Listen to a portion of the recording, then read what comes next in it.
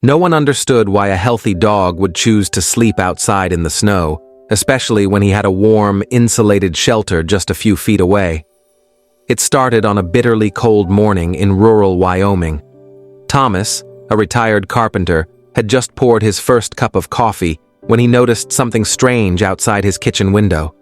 His dog, Bruno, a large German shepherd with a thick coat and gentle soul, was lying curled up outside the doghouse Thomas had built for him years ago.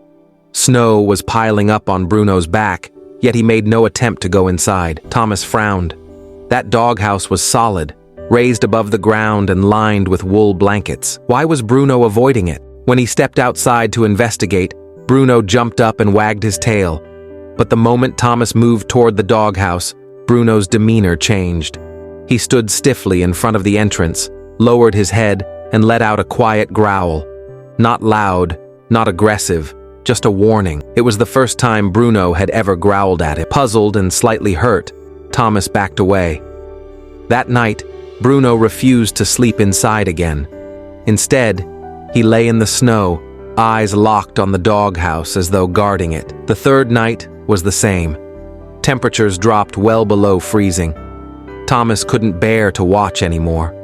He decided to find out what was going on, whether Bruno liked it or not. The next morning, he prepared Bruno's favorite treat, grilled steak sliced into small pieces. Holding the bowl, he called Bruno into the house.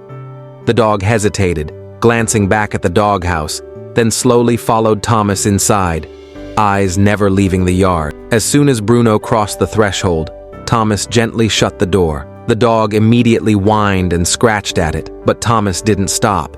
He slipped on his boots, grabbed a flashlight, and marched toward the doghouse with a mix of guilt and determination. What he saw when he knelt at the entrance stopped him cold.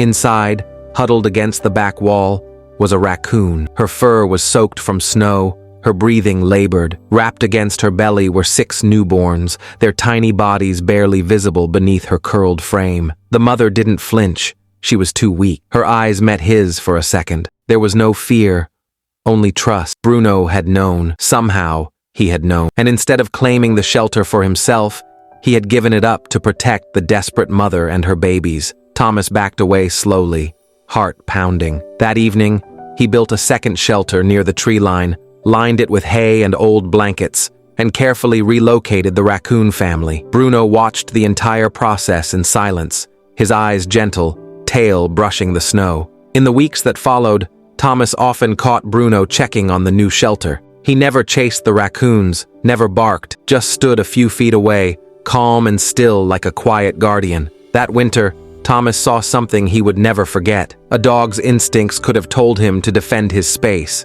to protect his comfort. But Bruno chose compassion. He chose to suffer so that a mother and her babies might live. Some lessons do not come in words. They come in quiet acts beneath falling snow. Kindness is doing something for someone who can never repay you. And on that frozen stretch of land, one dog showed the world what kindness truly looked like.